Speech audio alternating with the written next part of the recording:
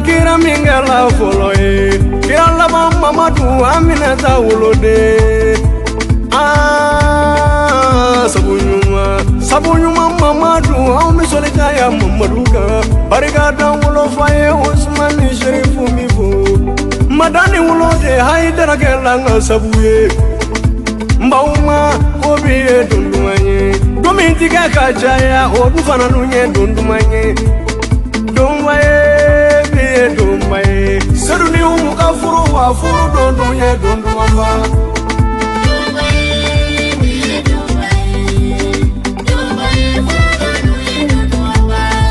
Dauda wolode sinu jagite furula Mariama wolode bwa jagite furula Aumi ala bariga ala minye ninkaunye Auma fendi fama lama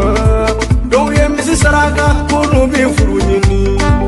Ala muluso furula Douye sagalu saraka kuru dumina furu nyini Fama ala muluso furula Nalaya kaunye Aumi ala barigada fauye barigada nauye biye dumbaye seduga furu dondo ye dondo mamba haruna jagite ko jagite kaluko jagite la demfaluko jagite la dembaluko jagite la furu musoluko jagite la chani muso kumaka sidivela kalufanago sidivela demfaluko sidivela dembaluko wasolo ndugu chani musoko kobiye dundumamba umufurula yo bido nyogo macha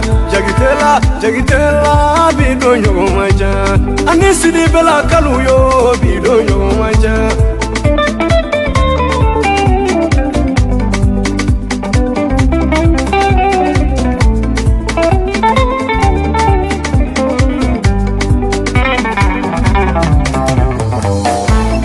ni ala ya mamiso nala yiso fula ala barika Iga furula furu nyogon nga uga nyogon minede aye nyogon mine furula nga ala bauso wasala aye nyogon kanu furula ala bauso wasala aye nyogon sutura furula ala bauso wasala aye nyogon buya furula ala bauso wasala abide usoro demi miga umatare demi mauta kauta ukoroleko kautoshie ala demi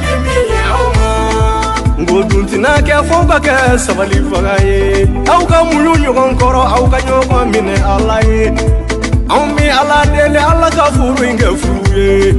furu bari kama kadijani Mamaduta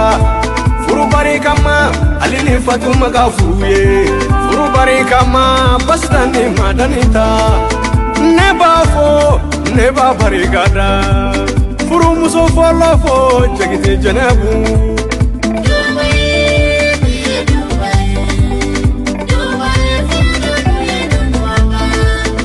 biduka badara saja haidara o ko biduka ye kala ka ke bariga fuye musa jenta ko biye dundumanye fajigila shaka ko lu biduka ye shaka kulubali ko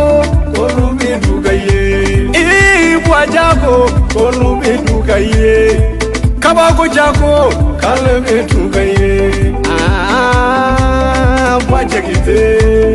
neti nyineuko laso jagite funye wasolo jagite la kalu ani koma wajagite galu ne mo barigada